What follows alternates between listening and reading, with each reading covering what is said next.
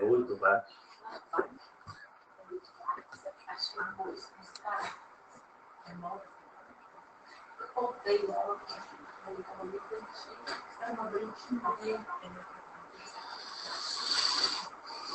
Argel?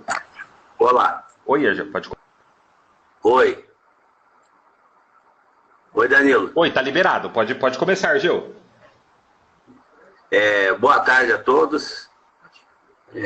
Sou Argel Silveira, sou médico veterinário, formado pela Universidade Federal do Mato Grosso do Sul. E recentemente, agora no início de 2016, eu assumi o cargo de diretor técnico da ANCP. Então,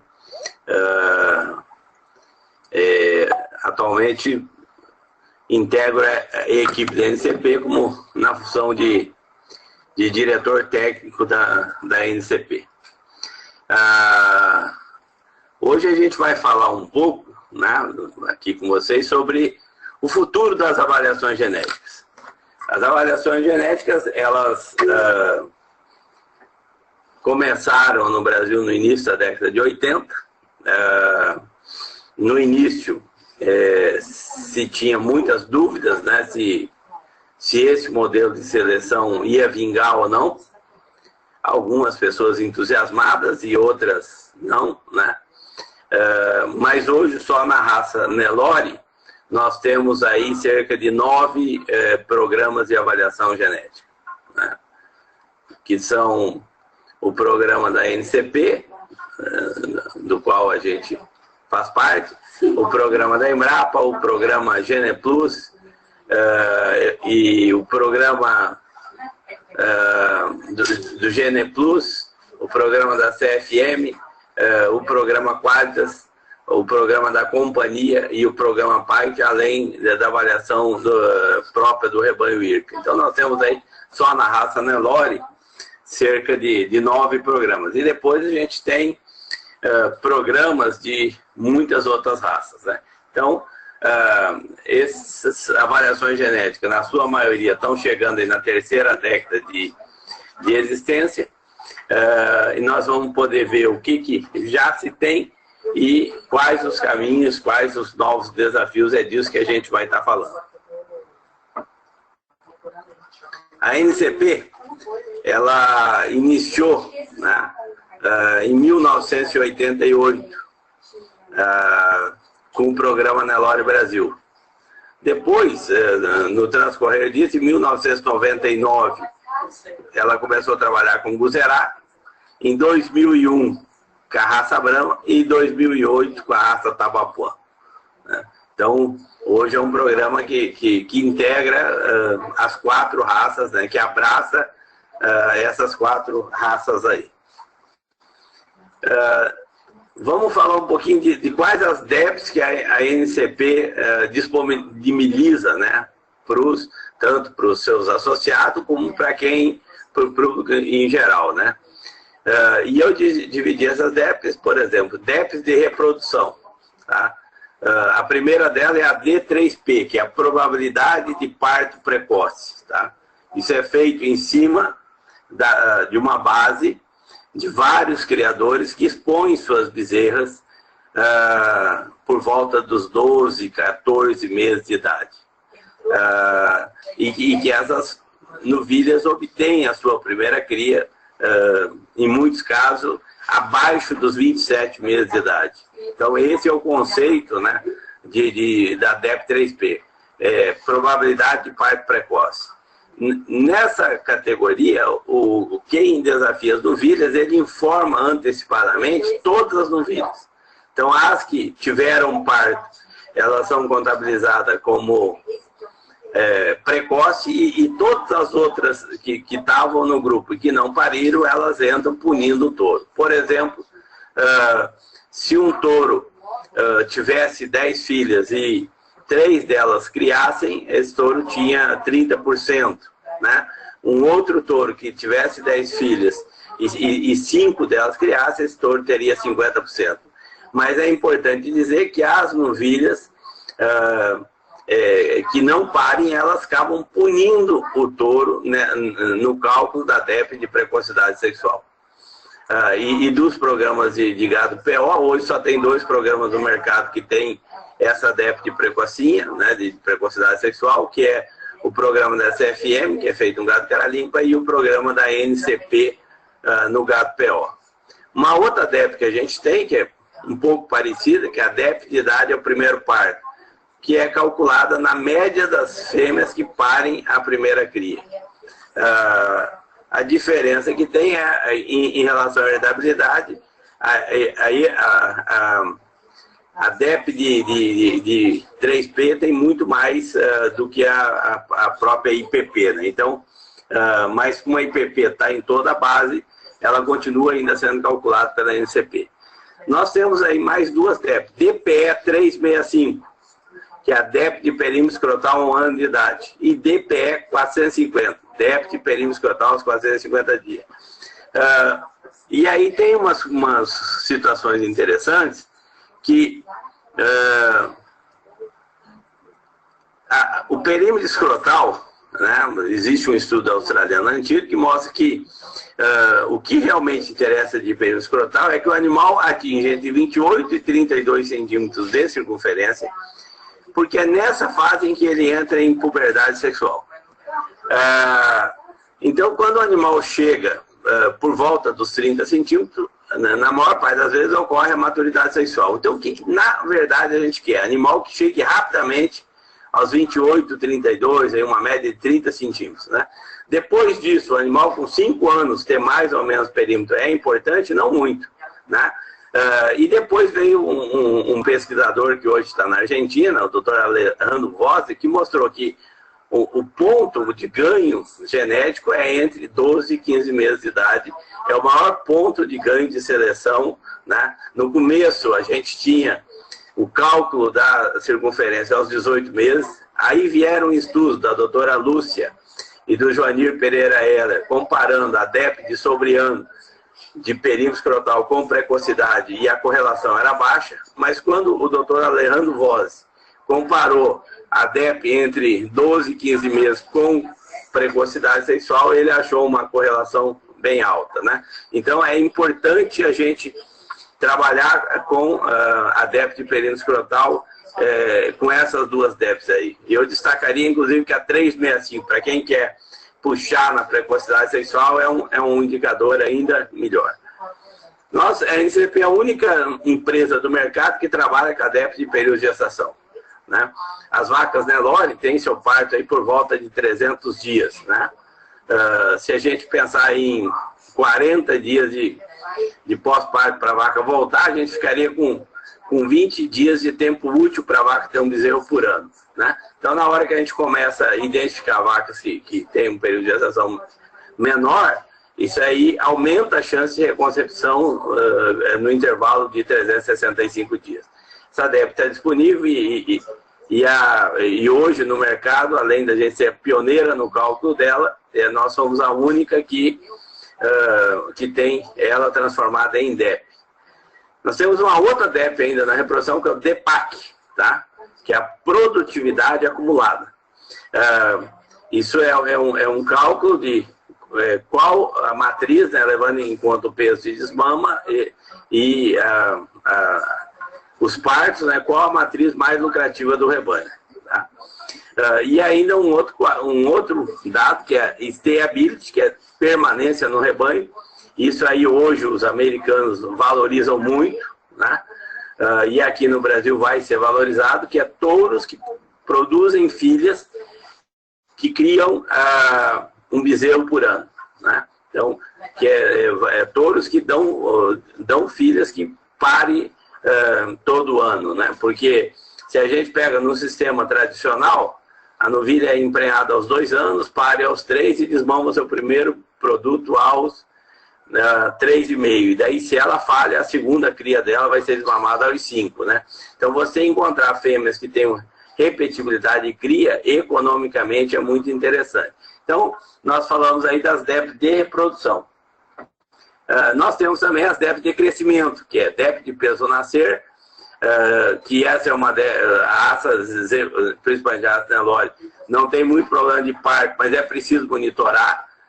Algumas linhagens, principalmente as linhagens de pista, nascem muito pesado, então a gente precisa ter cuidado com o peso ao nascimento. E depois a gente tem a DEP de peso aos 4 meses, a desmama a 1 ano de idade aos 15 meses.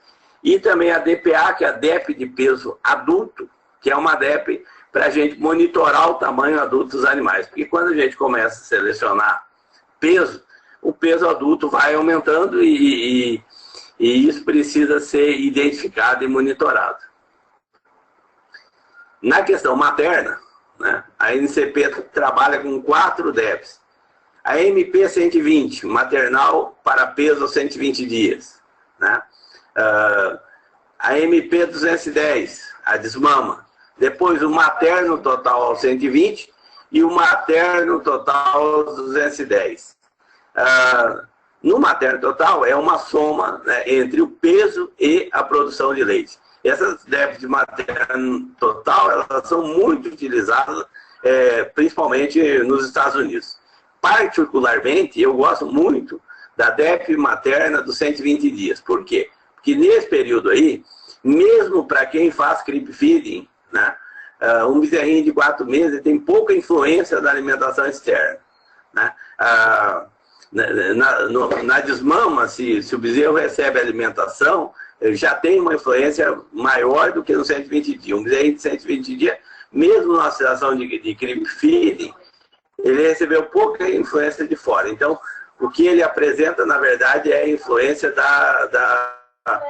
do desempenho, do leite, né, da habilidade da sua mãe. Então, particularmente, dessas 4 DEP, eu gosto muito da materna aos 120 dias. Nós somos pioneiros, né, aqui no Brasil, das DEP de área de olho de lombo, tá, que é o tamanho do contrafilé, tá? A DEP de acabamento de carcaça, que é a gordura ideal, e a DEP de marmoreio, que é a gordura entremeada.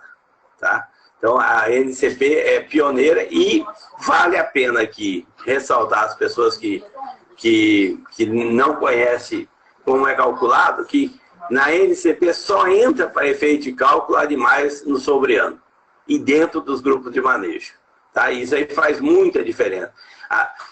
Medições que hoje são feitas em algumas situações em animais adultos, nós não fazemos e não incluímos nos índices. Né? A gente utiliza um modelo que o mundo inteiro faz, que é esse modelo de pegar os animais no sobreano e no mesmo ambiente, dentro do mesmo grupo de manejo, medir esses animais. Tá? Tanto para a área de olho de lombo, que é o tamanho do contrafilé, que está correlacionado ao rendimento frigorífico, a questão do acabamento de carcaça e a questão do marmoreio. Nós temos outras 2 DEPs importantes e que só a NCP faz, que é a DEP de peso da carcaça quente, tá? E a DEP de peso da porção comestível. Né? Então, são situações que dizem que o animal estiver muito gordo, se o animal tiver muito osso e tal, então qual que é realmente o aproveitamento, né, dessa carcaça. Nós ainda temos à disposição dos nossos clientes as DEPs morfológicas, né, de estrutura de desmame, de precocidade de desmame, musculatura de desmame, né, estrutura sobre ano, precocidade sobre ano e musculosidade sobre ano. Muitos criadores se utilizam, né, das DEPs através de scores visuais e elas na NCP são transformadas também em DEPs. Só para a gente entender um pouco, né, o percentil, para mim, foi o grande achado em termos de leitura de informação trazido para o Brasil. Tá? Por quê? Porque nos coloca numa condição de igualdade. Né? A gente não precisa dominar e nem ser familiarizado com os números para que a gente possa saber o que a gente está comprando. Por exemplo, se a gente está falando, tá, de um animal que tem uma DEP, tá, vamos pegar lá a penúltima coluna lá, tá, na terceira linha da penúltima coluna. 0,95 de déficit para perímetro escrotal 1 ano de idade. Na penúltima linha, a terceira coluna, Lázaro. DEPS PE 365, 0,95.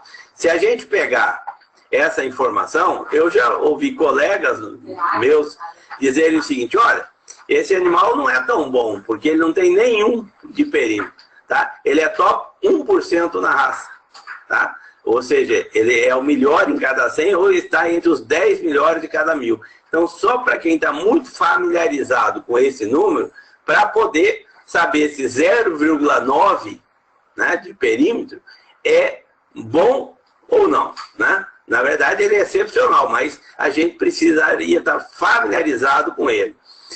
De outra forma, por exemplo, se a gente pega um touro que tem um materno de, vamos pegar lá no MP 120 lá, tá?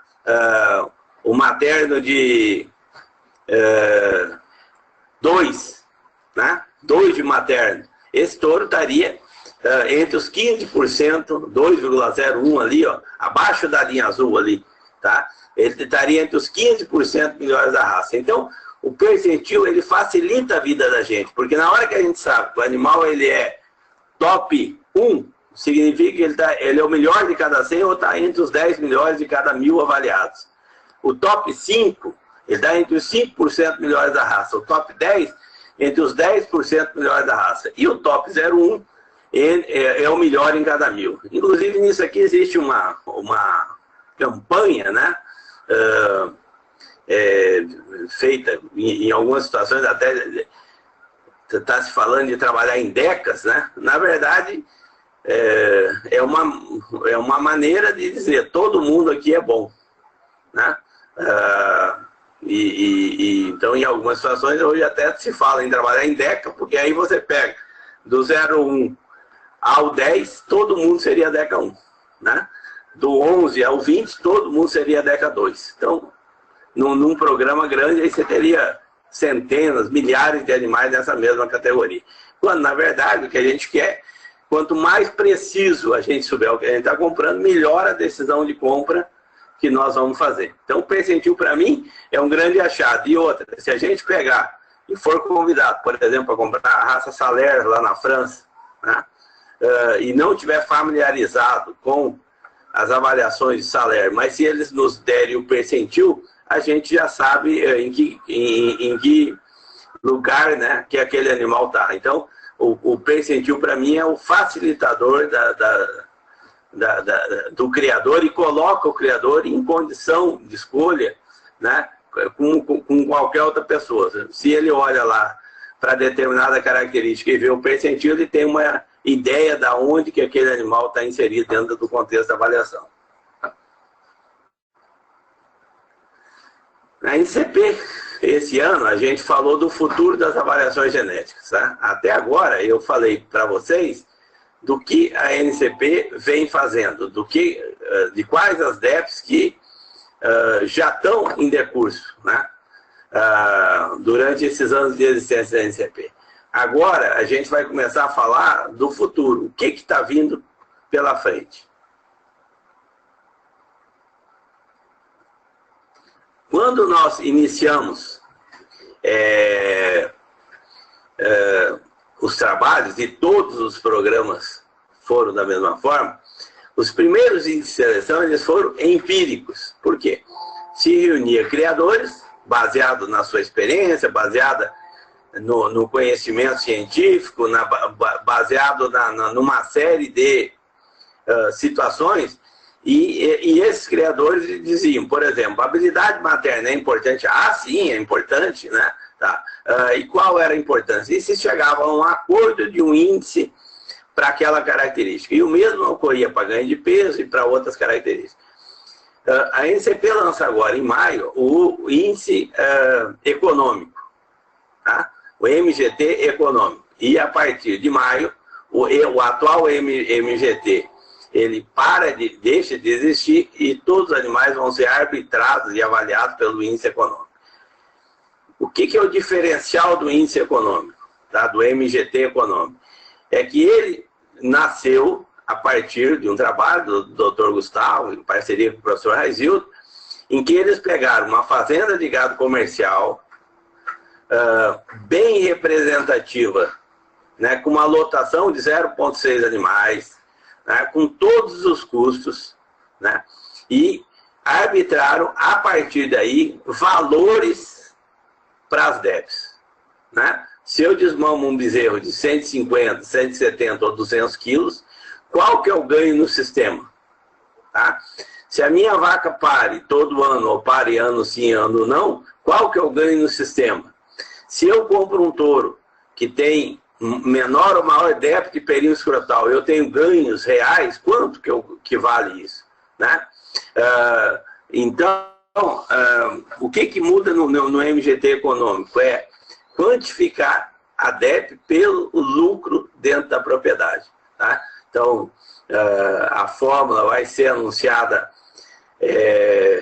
no dia 13 de maio, e aí eu já aproveito aqui para convidar as pessoas que estão participando, né, para se inscrever e estarem junto com a gente lá em Ribeirão Preto. Vai ter uma série de palestras, entre elas as palestras do MGT Econômico, que mais uma vez a NCP sai na frente, sendo a primeira empresa brasileira a ter um índice não empírico. Né? Então, é mais uma situação em que a NCP sai na frente. O índice que está pronto, tá? Que vai ser lançado esse ano ainda, esse índice aqui nós vamos tratá-lo como qualificador de matriz. Isso é muito comum nos Estados Unidos. Tá? Nos Estados Unidos, nas raças europeias, se trabalha muito com esse índice, tá? Que eles chamam de identificador das mães de touros lá. Que ele leva em consideração duas coisas. Uma é o peso ajustado dentro do lote, tá? E mais a repetição de cria, o intervalo entre partes. Tá? Duas fêmeas que desmamam um bezerro de 180 quilos no mesmo lote, só que uma pare 2 crias a cada 3 anos e a outra pare todo ano, uma é muito mais eficiente que a outra. Né? E uma coisa muito legal que eu acho que esse índice vai trazer para a gente, que o mesmo qualificador que vai apontar quais são as vacas mais eficientes dentro da fazenda, ele vai também apontar para a gente quais são as vacas piores da fazenda. Né? Quais são as vacas que têm a menor quantidade de quilos por matriz dentro daquele sistema. E vai permitir que o técnico, junto com o produtor, tome a decisão do que fazer. Né? Substitua quantos, né? Mude acasalamento em quantos, direcione quantos. Então, esse qualificador de matriz ele vai ser um índice muito interessante no dia a dia das fazendas na hora de tomar a decisão. Né? Qual que é a vaca que desmama mais quilos de bezerro por ano dentro daquela propriedade? Né? Quais são elas? E, ao mesmo tempo, quais são as que desmamam menos? E isso baseado dentro do peso ajustado dentro do lote de manejo e mais o intervalo entre gerações. Então, o intervalo entre partes. Então, isso, para mim, vai ser um índice fantástico para a gente tomar decisão dentro do curral de o que fazer com cada uma das matrizes. Então, isso é um trabalho que a NCP já está pronto e que durante esse ano 2016 ele vai ser lançado. Tá? Acho que vai ser um trabalho muito interessante para a gente descartar a matriz e tomar a decisão dentro do curral. De todas as ferramentas, né, que a NCP dispõe, uma que eu acho absolutamente fantástica é o programa de acasalamento genético. Né? Se você pega uma pessoa que usa bem esse programa, né, não tem como outra que não faça o mesmo uso consiga trabalhar em igualdade de condição. Então a gente tem aqui todas aquelas DEPs que a gente falou no início, tá? Todas elas. A gente pode fazer criar lá o MGC, que é o mérito genético do criador, tá? Que é o mérito genético do criador. Nesse mérito genético eu posso ponderar as minhas DEPs, tá? Da maneira que eu quiser, tá? Por exemplo, se eu estou muito preocupado com marmoreio ou com altura, né? Ou com escolhas visuais, eu posso fazer uma moderação, né? E criar o meu mérito genético do criador para poder trabalhar. Esse índice aqui, eu só coloquei a primeira página, mas você pode tanto escrever os touros que você tem, né? ou que você tem na fazenda, ou estoque de sêmen, ou que gostaria de usar, ou até filtrar também pelos índices de seleção. E depois ele permite que você diga quanto você quer usar, né? O touro A, eu quero usar moderadamente. O touro B, medianamente. O touro C, eu quero usar bastante. Então, ele permite que você diga com quantas matrizes você quer usar aquele touro. E na sequência desse quadro, vem um outro quadro que é você ir lá e dizer o seguinte. Por exemplo, para precocidade sexual, né? Eu quero... Lá, na verdade, permite que você coloque o mínimo e o máximo, né? Para precocidade sexual. Eu quero delimitar o mínimo? Quero. Então, em quantos por cento que eu quero? Aí você vai lá e coloca. O mesmo para perímetro, para permanência no rebanho, para materno, né? Então, ele permite que você projete a sua próxima geração que vem vindo. O que às vezes ocorre? Se suas vacas que você está acasalando são ruins e os touros que você está usando são ruins também, e você é muito exigente, o programa te informa que não é possível fazer aquele cálculo.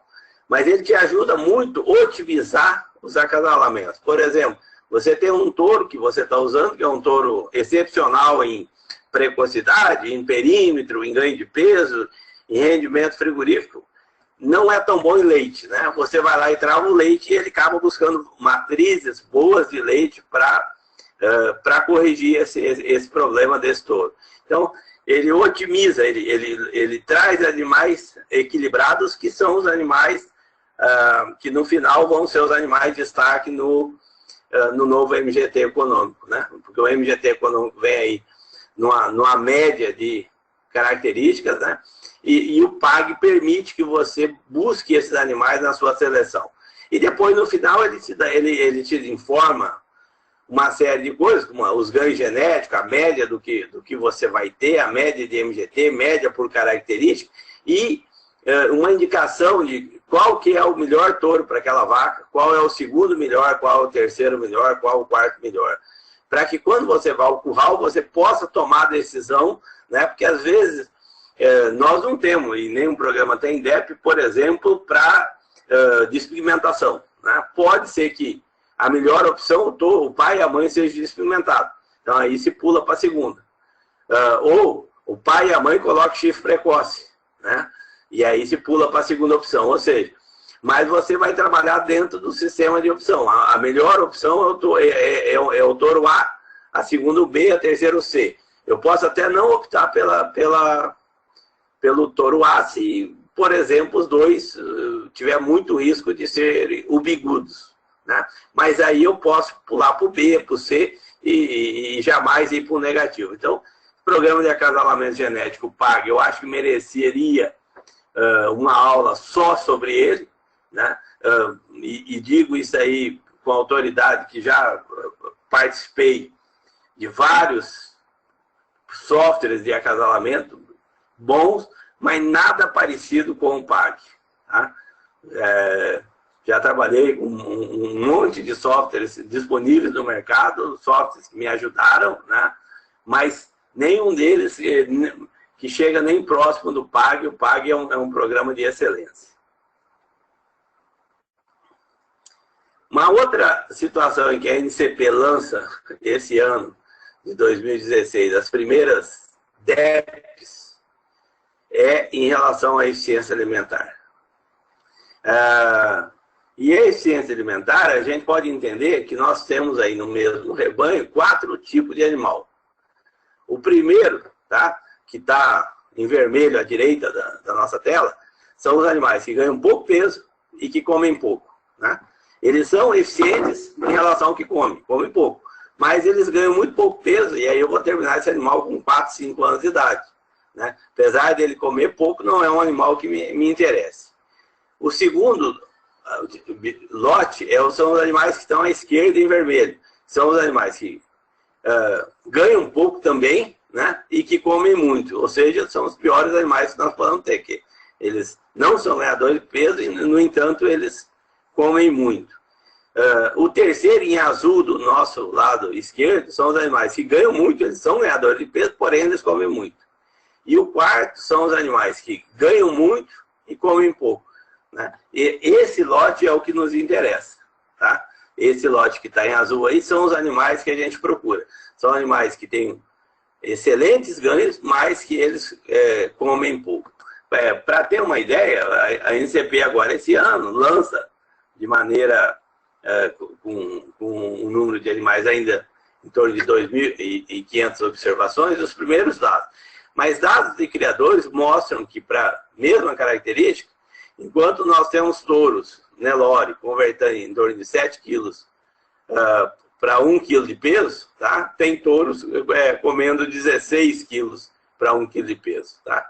Então, de matéria seca. Né? Então, mostra que nós temos touros aí que tem praticamente o dobro da ineficiência dos melhores que nós temos identificado. Né? Então, essa é uma característica importante, principalmente aí, com essa evolução dos animais em confinamento. O confinador, na hora que perceber que tem disposição animal com esse perfil, ele vai valorizar e vai ser um diferencial. Então, aqui também a gente vai ter à disposição, ainda que com o número de dados inicialmente pequenos, mas nós vamos ter até o final do ano as primeiras déficits de eficiência alimentar à disposição do mercado.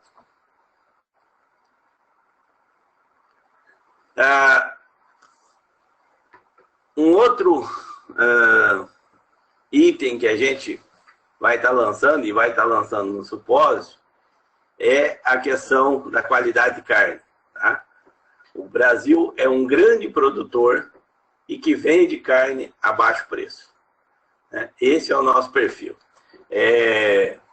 A gente defende, né, com unhas e dentes o nosso produto e é natural que isso ocorra, né? Mas a gente precisa, ao mesmo tempo, ter a leitura do que ocorre com o nosso produto, que é a carne de Nelore.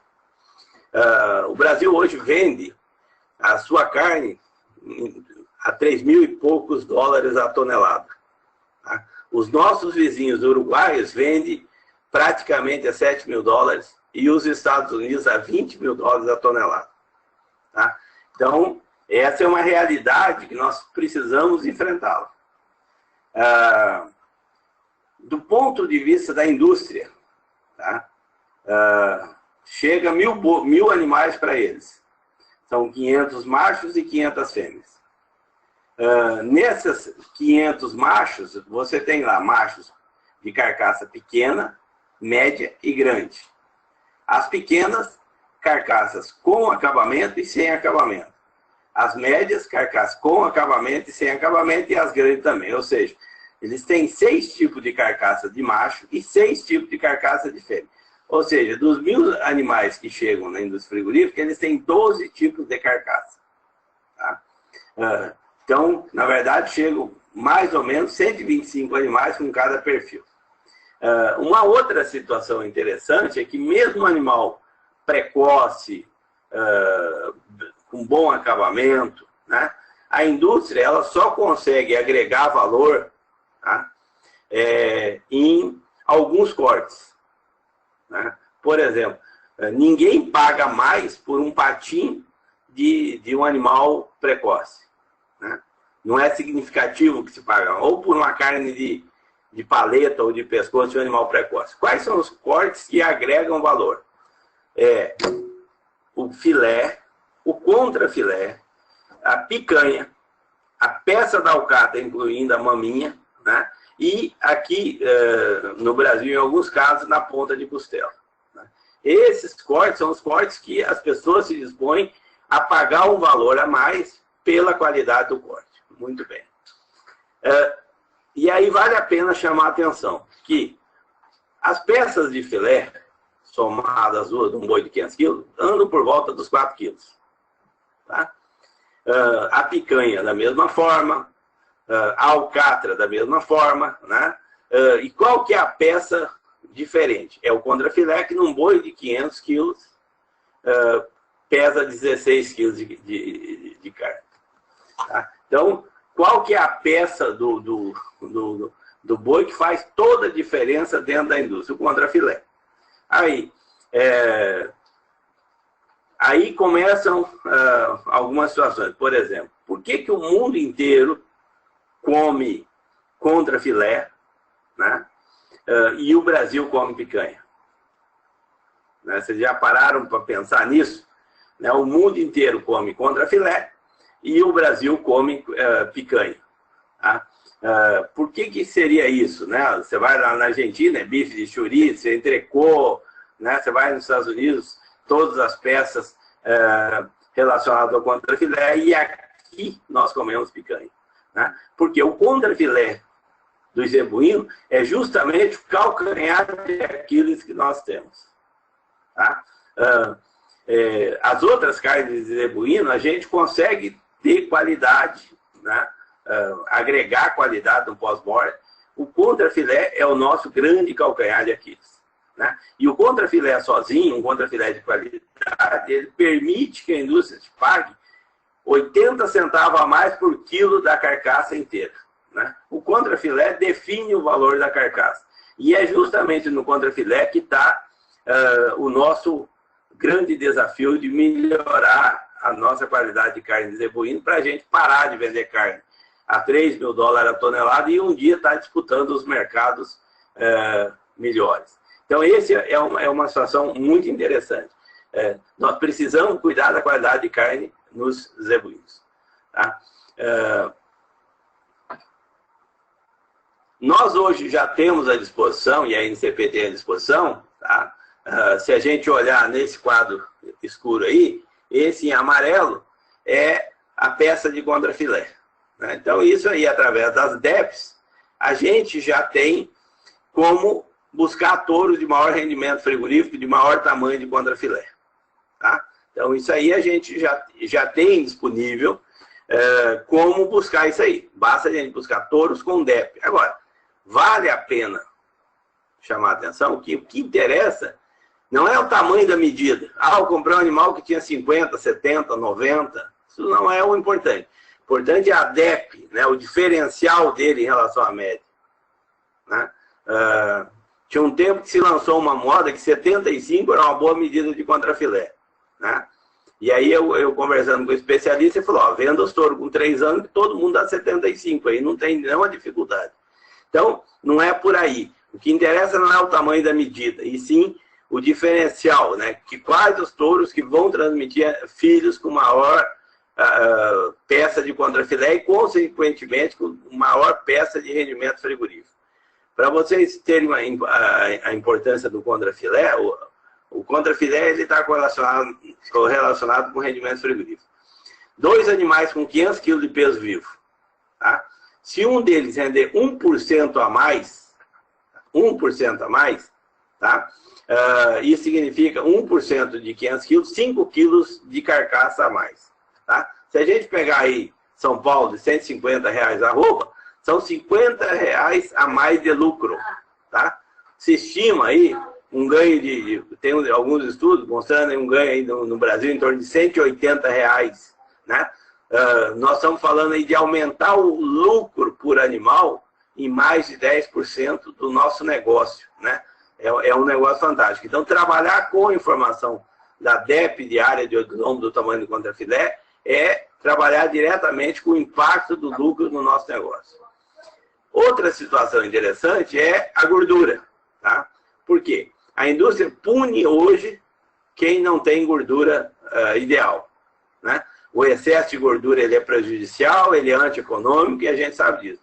Mas a gordura ideal, ela é importante para não ser punido pela indústria, principalmente no Mato Grosso, que se mata muito boi inteiro. Né? Então, nós precisamos da gordura ideal. A gordura ideal na fêmea, ela é responsável pela parte de reprodução. A fêmea precisa depositar gordura para entrar em produção de hormônio, para entrar em cio. E a vaca precisa, na época da escassez de capim, depositar suas reservas em forma de gordura para que ela queime, na época de fartura de capim, depositar em forma de gordura, para que na época de escassez ela queime gordura e não músculo, né? Porque se ela queimar músculo, ela vai ter muito mais dificuldade de reconceber a cria. Então, o tamanho do contrafilé, a gordura ideal e esses pontinhos brancos que vocês verem dentro da peça aí, tá? Essa área esbranquiçada, isso aí é marmoreio, tá? Que é a gordura entremeada responsável por sabor, tá? Nos Estados Unidos se trabalha, e no mundo se trabalha com uma tabela em que os animais são divididos em standard, que é considerado que não tem marmoreio comercialmente, select, choice e prime, tá? Aqui no Brasil, num determinado, até 1.8 nessa escala, é considerado standard, não é considerado que essa carcaça tenha marmoreio. Que no Brasil, num determinado período, um animal com 1.2, né, que seria standard ou não tem, estava sendo vendido como se tivesse contrafilé. E aí está a vantagem da informação para que a gente possa se proteger desse tipo de situação, né? Devemos selecionar para marmoreio? Não sei, né? Realmente não sei. Ele é responsável pelo sabor, na churrascaria ele é indicado, mas do outro lado tem a nossa dona de casa com apelo de ter uma carne magra e saudável. Isso é um negócio que existe pessoas entusiasmadas por marmoreio, né? Do outro lado existe um apelo da carne saudável e isso precisa ser melhor pensado, né? De qualquer forma, se alguém tiver convicção de que queira trabalhar com a gordura entremeada, hoje a gente dispõe das DEPs, né, de marmoreio, e é só buscar os touros com alta DEP que vai conseguir essa seleção. O fato novo, né, que vem aí, que muda tudo, tá, é a questão da maciez. Até hoje, para selecionar maciez, tinha umas dificuldades muito grandes. Primeiro, precisava tirar 1 quilo de contrafilé da carcaça. Precisava mudar o jeito da indústria trabalhar com a carcaça, para levar para um laboratório e fazer um teste que chama-se força de cisalhamento. Tá? A doutora Ana Spassandim, do INEA do Uruguai, fez um trabalho usando o Nelore na base Young Hereford, em que o Nelore deu um resultado absolutamente espetacular. Tá? A única senão, né, os ganhos lá foi de 62%. O único senão lá foi em relação à maciez de carne. O que a gente tem de novo, de novidade? A equipe da Embrapa dos Cerrados e seus parceiros lá, o Dr. Cláudio Magnabosco, Fernando Baldi, Bob Sais, entre outros, né? Depois de 15 anos de pesquisa, identificaram os marcadores genômicos de maciez em zebuínos. Tá? Então, o grande trauma que nós tínhamos, né, que era maciez de carne, hoje é possível fazer seleção para isso. Então, eu tenho assim, a absoluta convicção que, a partir do lançamento, né, da genômica para maciez, muda toda a seleção de zebuínos. Tá? Nós vamos parar de selecionar um zebuíno que a gente vende hoje por 3 mil e poucos dólares a tonelada e começar a selecionar um outro zebuíno em que a gente vai vender pelo menos pelo dobro. Tá? Então, a seleção de maciez aliada aí a rendimento frigorífico, gordura ideal, se quiserem, a parte de marmoreio, isso vai fazer com que a gente tenha qualidade de carne. E aí sim nós vamos estar trabalhando para agregar valor na nossa qualidade de carne, né? Na carne brasileira. A gente sair do patamar de ser um grande vendedor de carne barata para disputar os mercados de maior qualidade. Então é isso que nos espera. A gente comentou aqui, né, a carne sobre a visão da indústria frigorífica, que eles conseguiam agregar valor em algumas peças, né? Tem peças como a paleta, por exemplo, que mesmo em animais precoces, ela não tem um diferencial de quilos muito grande, né? Argeu, só um minutinho. Oi. Ô, Argeu, tá tendo umas vozes aí no fundo. Eu não sei se é microfonia ou se tá tendo algum som externo aí que tá... de vez em quando aparece algumas vozes aí no fundo. Eu não sei o que pode ser. Só te dando um toque aí. Tá bom, obrigado. Nada, pode continuar.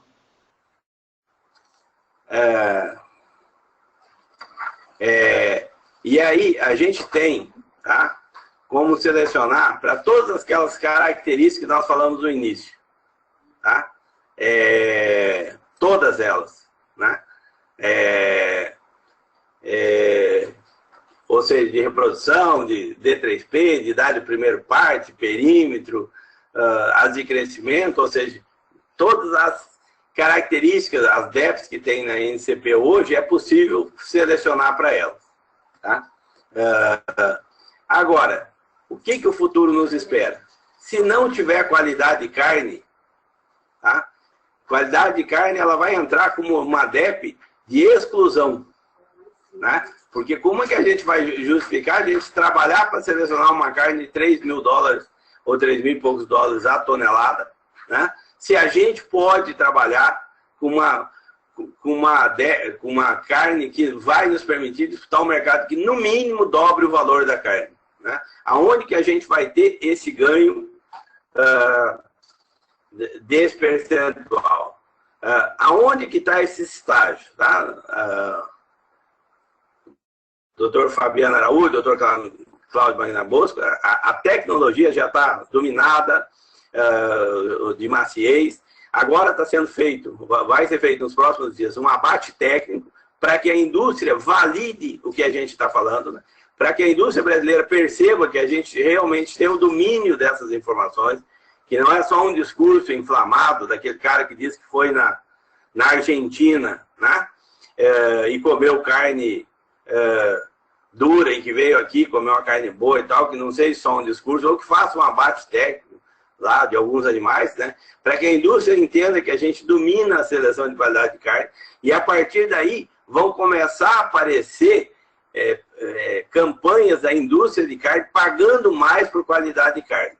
E naturalmente o produtor, na hora que perceber, e o técnico, que ele usando determinadas linhagens ou determinados touros, né? Ele vai poder vender depois o seu produto com muito mais valor. Isso vai ser o início de uma sequência em que vai mudar todo o foco da seleção. As outras características continuam sendo importantes, mas qualidade de carne vai ser exclusiva. E o grande desafio, né, de todos os programas de melhoramento genético vão ser se alinharem para a qualidade de carne. Para a nossa felicidade, essa é uma pesquisa de tecnologia brasileira, de conhecimento brasileiro, feita por brasileiros, né? Adaptado aos zebuínos, inclusive a partir de zebuínos de carne macia. Eu não tenho dúvida que nós vamos vender material genético zebuíno no mundo inteiro, né? Aonde tem espaço de utilização de zebuíno, nós vamos estar vendendo zebuínos lá, tá? Então isso é certeza, né? Na Austrália, na Nova Zelândia, parte dos Estados Unidos, na América Central, na América do Sul, ou seja, em todo lugar onde tem espaço de contribuição de zebuínos, nós, uma vez que tiver maciez de carne, nós vamos estar ocupando esses espaços. A gente agradece os parceiros, né? Os patrocinadores, né? As empresas que têm parcerias com a NCP, que nos propiciam esse espaço aqui, né? O Dr. Júlio Bernardes, a Zoétio, o Nelore CV, o Rancho da Martinha e a Genética Aditiva, que são patrocinadores da NCP. Tá? Muito obrigado e me coloco à disposição das perguntas. Argeu, obrigado pela apresentação. Agora a gente vai estar liberando para as questões. Ou caso alguém queira estar fazendo alguma pergunta direto para o Argeu, é só clicar no desenho da mão que cada participante tem aí. Só clicar nesse formato da mão que eu libero o microfone para estar fazendo a pergunta direto para o Argeu. Ou na opção Questions, pode estar digitando alguma pergunta ali que eu faça a pergunta para o palestrante, para o Argeu.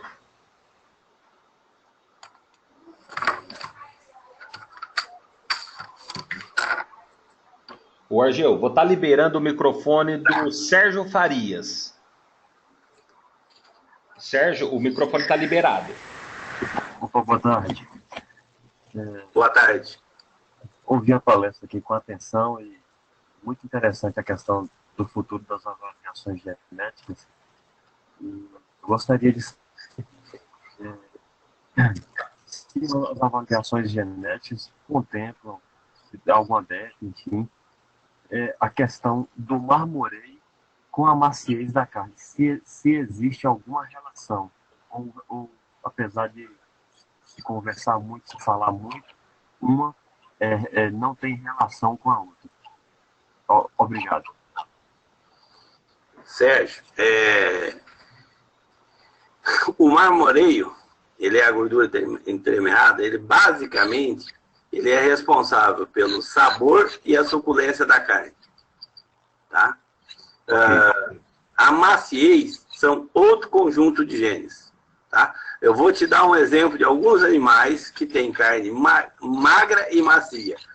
As raças Belgian Blue, aquela raça francesa lá, que isso é músculo, né? E a raça italiana Piemontese. Tá? Essas duas raças são raças de carne macia e, porém, carne magra. Tá? Então, a gente, como existe uma grande campanha no Brasil da raça Angus, em função de qualidade de carne, às vezes a gente acaba atribuindo, né, que o marmoreio seja responsável pela maciez. Então, o marmoreio ele é responsável pela suculência e também pelo sabor, né? A maciez vem de outro conjunto de genes, ou seja, é possível a gente ter uma carne macia e magra, né?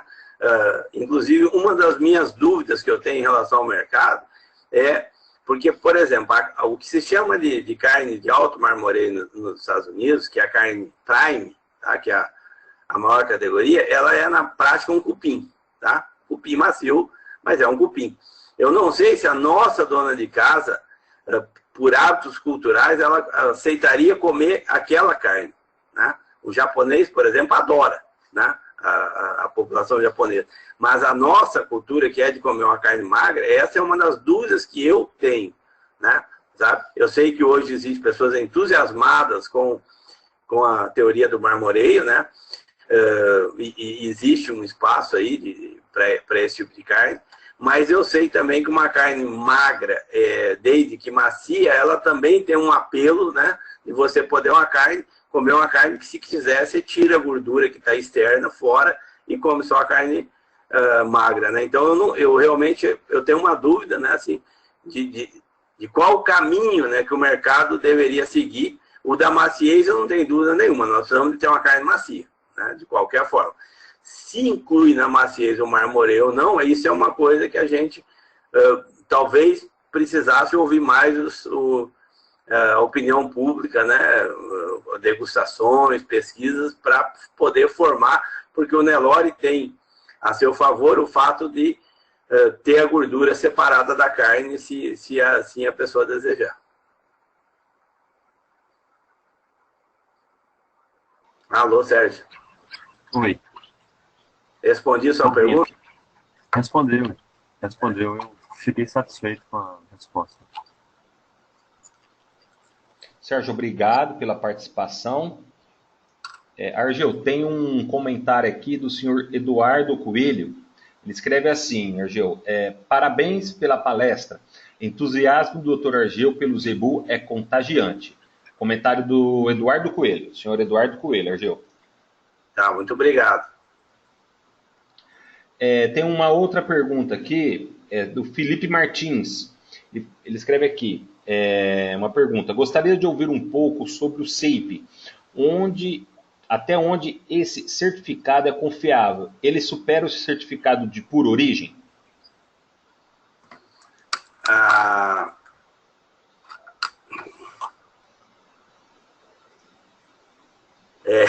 Que é Felipe? Felipe essa é uma pergunta que tem a maior polêmica no mercado, Felipe. É justamente isso. O SEIP, ele é um certificado do Ministério, né, em que originalmente você poderia vender até 25% da safra avaliada, e hoje, e mais 0,5% ao ano, sendo que hoje você pode chegar até 40% dos animais, né? Então, quando a gente está comprando um animal de SEIP, a gente tem, claro, lá no SEIP tem a avaliação dele, né? Mas assim, a gente tem a ideia de que se a gente tiver o azar de comprar o pior animal de SEIP, nós ainda estaríamos comprando um animal dentro da faixa dos 40% melhores da raça, ou seja, um animal positivo. Então o SEIP tem o seu valor, né? É um projeto muito sério. Vários programas trabalham com SEIP, né? A NCP é uma delas, né? A NCP tem SEIP, né, dos seus animais. Na última safra, só receberam SEIP na NCP os animais que eram avaliados entre os 6% melhores da safra. Então, foi um crivo muito seleto, né? Só os animais que estavam avaliados entre os 6% melhores da raça eram candidatos a receberem SEIP, desde que revisados e com andrológico e tudo mais. Mas o critério de corte era top 6% no caso da NCP na última safra. Então o SEIP é um programa que me agrada muito, né? Trabalhei muitos anos com a raça montana, que só trabalhava em cima de SEIP, né? Lá toda a seleção era em cima de SEIP. A questão do registro é importante. O registro por si só garante que o animal está inserido corretamente dentro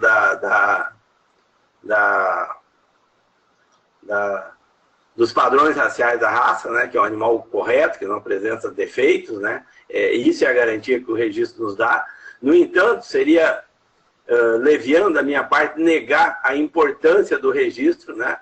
O registro está consagrado, o caranguejo vale dinheiro dentro da seleção de cada fazenda, né? Agora, o que a gente indica é que quem tem gado PO continue fazendo seus registros, mas avalie, né?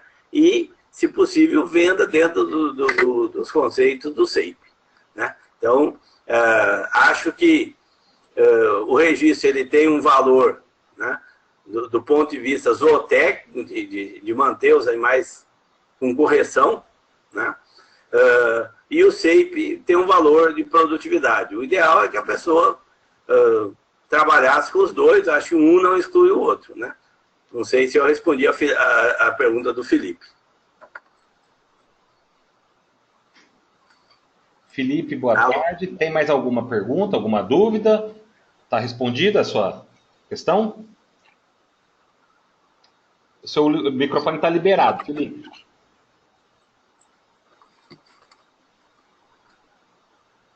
Eu gostaria de saber se a longo prazo ele acha que o certificado de puro de origem vai cair em desuso pelo fato do SEIP ser produtivo.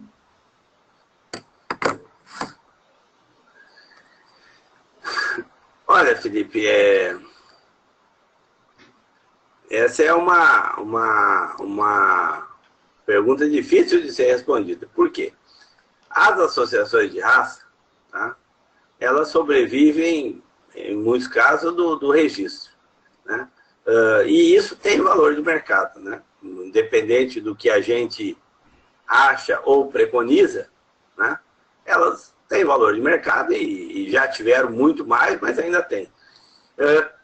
Tem algumas questões que eu não sei como é que elas impactariam. Por exemplo, com a questão da matriz de parentesco via DNA, vão existir formas de você monitorar a paternidade, porque hoje os registros eles basicamente são um cartório, né, onde você, em tese, guarda a segurança da genealogia daqueles animais, né? Então, pelo menos em teoria, as associações são um cartório em que você guardaria com fidelidade a genealogia daqueles animais. Com o advento aí da matriz genômica, né, eu não sei te falar como é que ficaria esse futuro, né? Ou até não gostaria de me arriscar a dizer. Agora, eu acho que nós estamos caminhando a passo largo para o animal produtivo, né? Equilibrado e produtivo, né? E todos os programas, eles têm desafios de rever conceitos, né? Conceitos que lá atrás, há 30 anos, eram corretos, hoje precisam ser revistos e amanhã talvez de novo, né? Então, esse são desafios que a modernidade nos traz, né? Hoje você vê que a gente falou aí em qualidade de carne, né? Nós vamos ter como selecionar a qualidade de carne, né? E selecionar de fato, não é aquela seleção que ninguém acredita na gente, só a gente acredita naquilo, né? Selecionar com tecnologia de respeito mundial. Então, são novos desafios.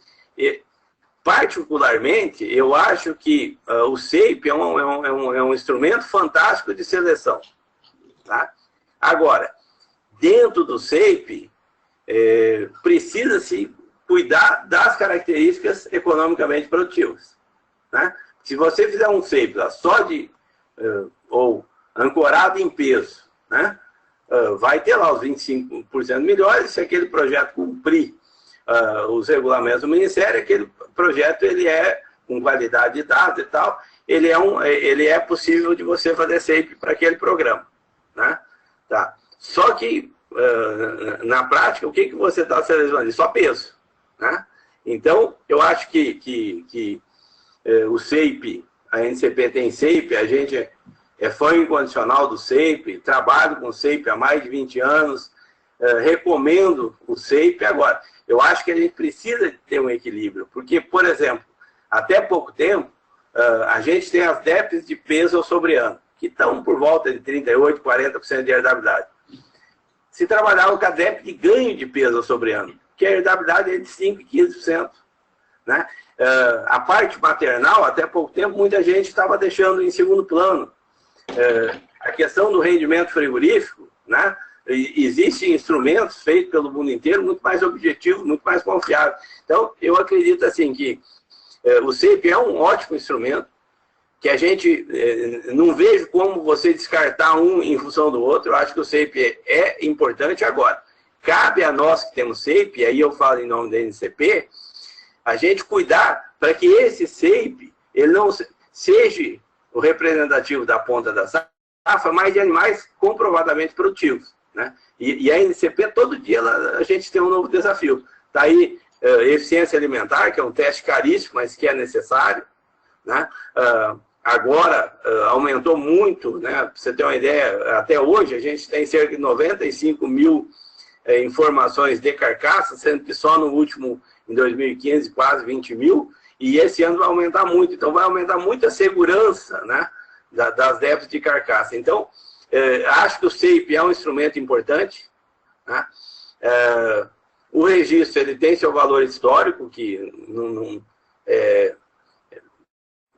independente da minha opinião, eu acho que ele tem um valor histórico. Eu não sei como é que fica o registro na hora que a questão da matriz de parentesco estiver à disposição, né? Isso é uma questão que vai ter que se ver como é que vai se comportar, porque via DNA a gente vai poder trabalhar com a matriz de parentesco com alta confiabilidade. E no meu caso, eu acho que o SAPE é um instrumento sim a ser seguido, né? Só que eu me preocupo porque, de um lado, é o seguinte: é preciso que também a gente que faça SAPE esteja atento a buscar um animal mais equilibrado.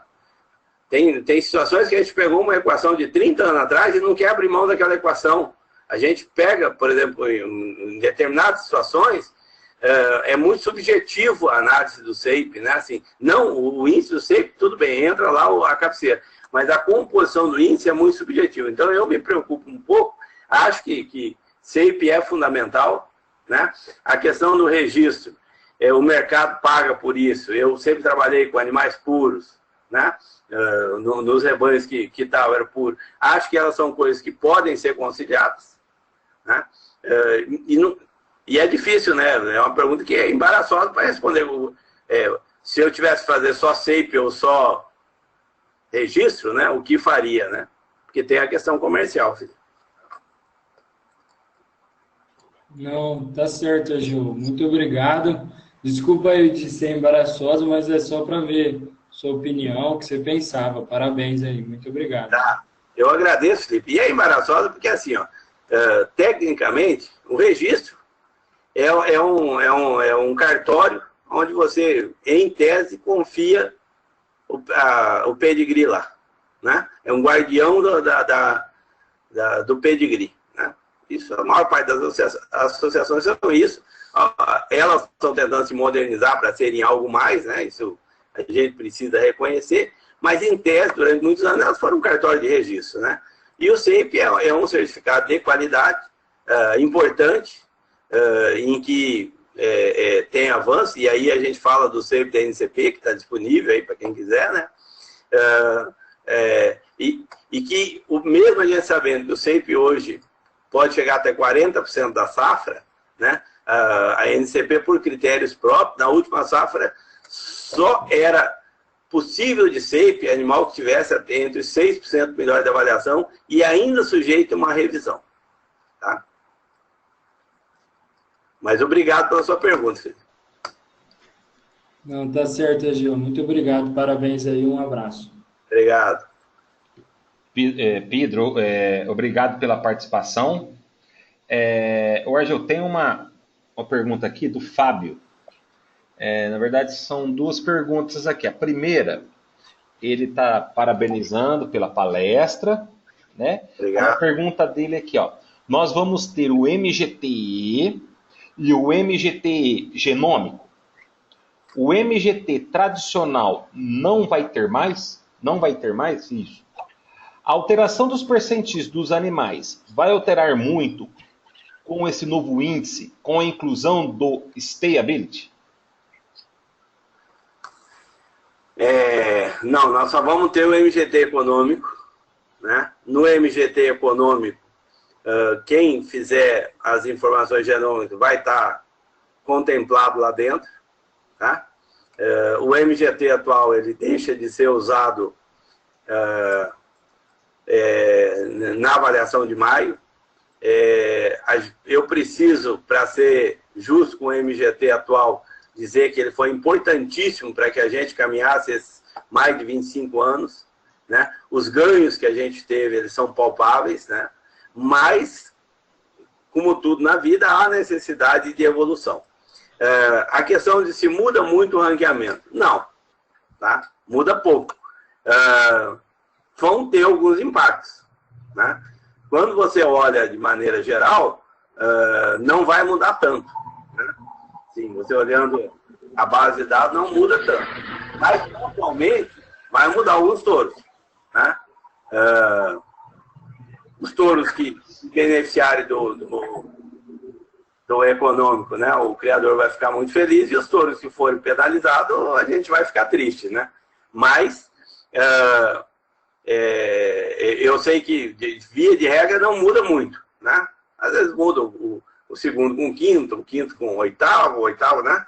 Mas não muda do touro ser top 1% e virar top 80%. Isso não, acho que não vai acontecer. Mas no ranqueamento vai ter algum animal que vai ser penalizado, né? Porque como está entrando algumas características que não eram contempladas no anterior, se o animal vai mal nessas características, ele vai ser penalizado, né? Então, e ao contrário, né? Se o animal vai muito bem aí, ele vai subir. Então, acho que vão ter algumas mudanças pontuais, né? Que podem afetar indivíduos, mas não afetam a população. Mas é uma coisa importante, né? E esse MGT econômico, né? Eu acho que ele vai ser um grande progresso que nós temos, porque pela primeira vez a gente vai estar indo para um índice que não é empírico, né? Que não foi feito por achômetro. No entanto, a gente sabe que esse índice, a qualquer momento, né, ele pode ser revalidado. Né? Por exemplo, na hora que a gente tiver uma quantidade de dados de eficiência alimentar, de eficiência alimentar suficiente, possivelmente isso vai integrar o índice. Né? A parte de gordura tem uns dados. O americano, como mata boi de 600 quilos, uma raça que tem muita gordura, a gordura é antieconômico lá. Aqui no Brasil, tem uns estudos sendo analisados se essa gordura ideal não é um pouco diferente. Esses estudos, né, vão indicar se ela entra ou não no índice. Né? Então, vai ficar a partir do dia 3 só o MGT econômico, a parte molecular vai fazer parte do MGT econômico, o MGT atual deixa de existir e o impacto não é grande quando você compara os 100 primeiros hoje com os 100 primeiros depois, não vai ser tão grande a transformação, não vai inverter os rankings. Né? Pontualmente, sim, vão ter alguns touros que vão ser penalizados e alguns touros que vão ser beneficiados. Isso pontualmente vai acontecer porque se o touro, por exemplo, ele é muito bom de algumas características que vão entrar, ele sobe e se eles são fracos nessa, ele vai descer. Então, algum impacto sobre o indivíduo vai ter. Oi, Danilo. Oi, Argel. O Fábio também fez um comentário aqui, aí é um comentário que ele está fazendo, o Fábio. No S de carcaça, é muito importante salientar a importância dos grupos contemporâneos dentro da avaliação genética e não trabalhar com medidas individuais, medidas em animais de 3 anos acima. É um comentário do senhor Fábio ainda. Tá, perfeito. Quando eu comentei das medidas de ultrassonografia, eu falei isso, mas agradeço o Fábio de estar ressaltando, porque eu acabei de vir no encontro lá em Vitória da Conquista, onde um criador me questionou que se ele não tinha nada, se ele me disse as vacas velhas dele, não era um começo, né? E eu disse para ele que não, né? Que o mundo inteiro trabalhava dentro de grupo de manejo e animais açoubrianos, né? Então, isso daí é uma situação importantíssima, né? E que eu acho que a NCP teve o maior cuidado em não pegar animais isolados e nem muito menos animais fora da idade padrão.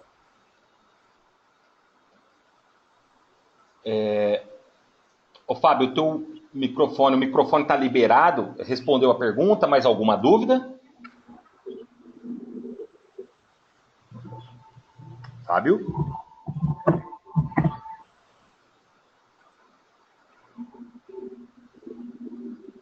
O Argel, o Fábio falou que tudo ok, está tudo certinho. Alguém tem mais alguma pergunta? Algum comentário? Vou liberar o microfone do Sérgio Farias, o Argel. Sérgio, o microfone está liberado. Ok. Então, assim, seria um complemento da pergunta anterior. No que diz respeito à carne, gostaria de saber o que a indústria hoje, no atual momento, fala a respeito do marmoreio aqui na conjuntura nossa aqui. Eu gostaria de saber a visão deles, ou a abordagem que eles dão sobre o marmoreio e a procura do marmoreio nos recursos. Enfim, até que ponto isso é plausível, é consistente. Eu gostaria de estar ouvindo o senhor sobre esse assunto. E não sei se cabe uma outra pergunta ainda. Não estou familiarizado ainda com a entrevista. Gostaria de saber, com relação às DEPs, como é que se recomenda, quantas DEPs se recomenda a se avaliar, porque corre-se o risco de uma sobrepor a outra. Enfim, só isso. Obrigado.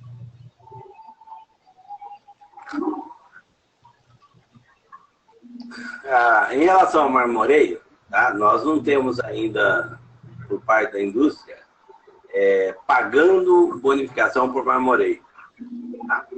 Em relação ao rendimento frigorífico, tem, porque se você mandar uma boiada com 51 ou 52, sai com o mesmo peso vivo, né? Você recebe mais pela que rendeu mais, né? O pessoal que abate no peso morto, se o boi rende 1, 2% a mais, ele lucra pelo rendimento. Né? Em relação à gordura ideal, aqui no Mato Grosso tem um boi no ponto que paga R$5 a mais por arroba, né, de bois bem acabado e até 3 anos de idade. E na maior parte do Brasil se pune, né, por bois que não têm acabamento. Né? Então, principalmente o pessoal que está matando boi inteiro, isso é uma preocupação.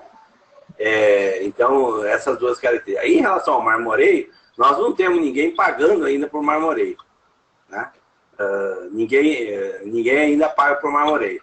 O que a gente tem, os criadores da NCP, que fazem ultrassonografia há muitos anos, é toda a sua base de matrizes identificada em seus touros também. Né? Então, se amanhã ou depois algum criador, por determinada circunstância, resolver selecionar para essa característica, ele vai ter um progresso genético grande, porque o seu rebanho está identificado para essa característica. Né? Mas a indústria ainda não paga por marmoreio no Brasil. Agora, é um negócio que desperta paixões, você vai encontrar pessoas defendendo isso com muita convicção, com muita paixão, né? Particularmente, né, é uma grande incógnita que eu tenho para mim. Né? Assim, eu não tenho convicção, na hora que disser, tal indústria está pagando por marmoreio, eu passo a ter convicção no mesmo momento. Né? Hoje é uma coisa que a gente vem identificando, né? O rebanho está identificado para marmoreio, a gente tem todas as informações, mas eu não tenho certeza se é uma característica que até porque se a gente chegar ao marmoreio que se chama de prime, que é a última instância, né? Como é que a nossa população reage a esse tipo de carne? Então são dúvidas que eu tenho que eu não sei como, não tenho as respostas. Né? Mas quem quiser selecionar por marmoreio, tem as DEPs de marmoreio. A questão quais as DEPs que a gente deve selecionar, eu acho que hoje com o MGT econômico, né, ele vai ser um baita do indicador. Tá? Porque ele é feito em cima de lucratividade no sistema de produção. Né? Então, tipo assim, tecnicamente, né, a gente tem um critério de saber a importância e o ponto de corte e selecionar animal para ser bom em todas as características. Né? Fazer cruzamentos para a gente ter animais ou bom ou no ponto ótimo. Né? No caso do leite, né, a gente tinha um ponto ótimo, não queria animal excessivamente leiteiro para punir a reprodução. Né? Então, ter animal com esse equilíbrio. Mas eu acho que o criador, né, assim, o técnico, ele vai poder filtrar, por exemplo, ali no PAG, você tem o menor e o maior valor. Por exemplo, gordura, né? Você pode estabelecer quanto que é o mínimo e quanto que é o máximo. Né? No próprio peso ao nascer, você estabeleceria quanto que é o limite máximo de peso ao nascimento. No caso de leite, você pode estabelecer o mínimo e o máximo. Então, quem usa o PAG como ferramenta, que é o programa de acasalamento, você pode ir lá e moldar o perfil do animal que você está buscando. Mas quem é criador vamos dizer, e que não tiver familiarizado, pelo MGT econômico, vai ser um muito bom indicador, porque ele foi feito a partir de informações comerciais. Né? Então, o MGT econômico ele vem para garantir a lucratividade no campo. Então, para quem puder acessar o PAG, ele tem todos os instrumentos lá, e para quem for criador e quiser simplificar esse trabalho, basta ele mirar no MGT econômico, que vai ser um ótimo instrumento para trabalhar.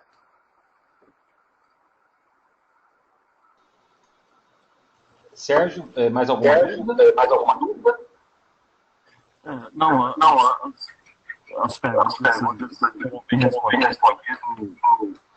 Se possível, eu gostaria de ouvir ele ainda um pouquinho sobre aquele conceito americano.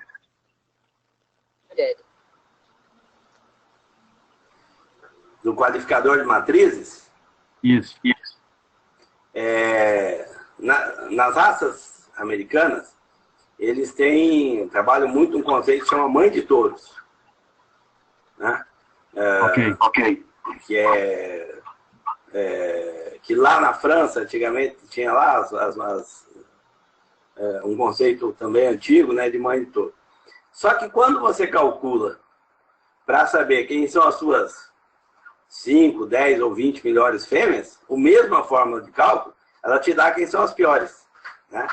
E esse conceito ele é muito interessante para o criador, porque ele leva em conta o peso dentro do grupo de manejo, o peso ajustado lá dentro, né? O peso direto, e mais o intervalo entre parto.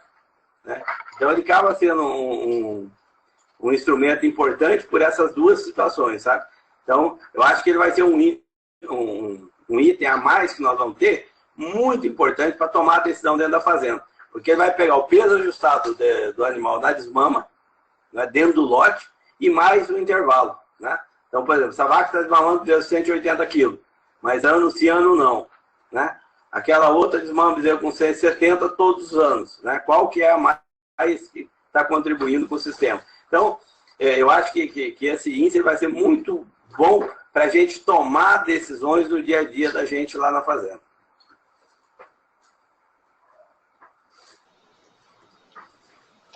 Oi, Danilo. Respondido? Ok, eu compreendi perfeitamente a fala de Argeu, fiquei super satisfeito. Valeu, muito obrigado pelos esclarecimentos. Parabéns pela palestra. Obrigado.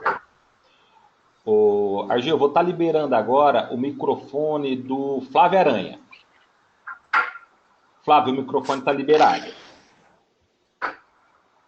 Argeu, boa tarde a todos aí que estão assistindo a palestra.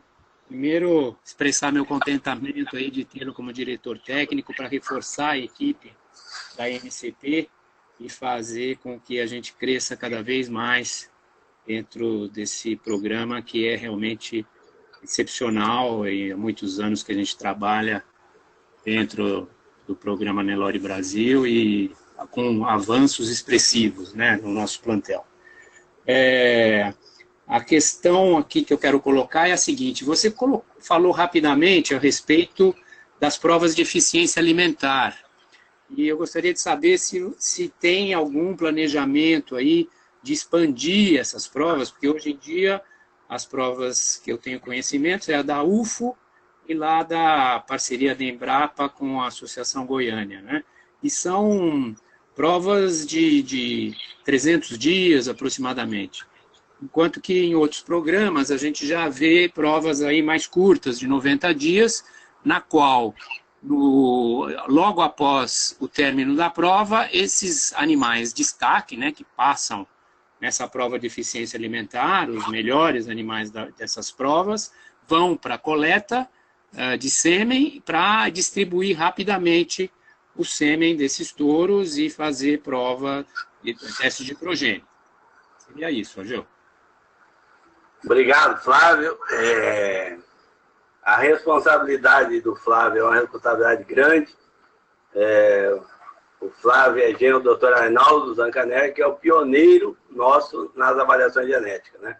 Em 1968, o Dr. Arnaldo Zancanelli já media seus animais, né, utilizando o cálculo das informações e é reconhecidamente o pioneiro, né, no Brasil de trabalhar com avaliações genéticas. Então, feito esse registro, Flávio, a questão da eficiência alimentar, eu vou te passar uma notícia pelo o que eu recebi, mas eu realmente estou curioso para conhecer. Tem uma pessoa em Minas que desenvolveu um Grow Safe brasileiro e ao que me foi informado, custa R$300 mil para 120 animais. Tá? Tendo isso como verdade, tá? Eu acho que vai criar um parâmetro para que outras pessoas acessem a trabalhar com eficiência, né? Porque com o negócio do dólar ter disparado, complicou a vida de todo mundo, né? Primeiro que o Grow Safe nunca foi um instrumento barato, né?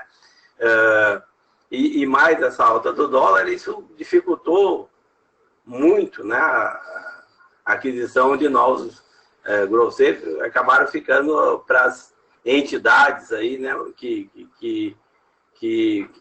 adquiriram, né? Se partindo do pressuposto que esse Grow Safe brasileiro seja de boa qualidade, e eu não conheço, mas eu quero crer que sim, vai criar uma situação em que vai ser possível a gente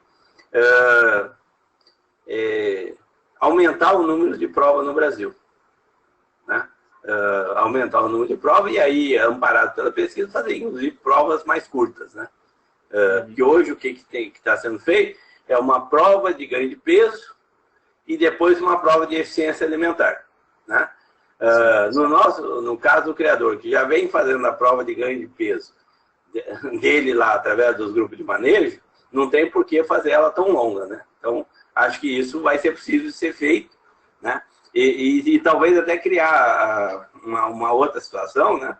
Que é você mandar os teus animais melhores, porque hoje o que a Embrapa do Cerrado e a UFO vem fazendo? Eles recebem os animais, ficam lá, participam da prova de ganho de peso, e depois eles vão para a prova de eficiência alimentar. E aí fica um período longo, né?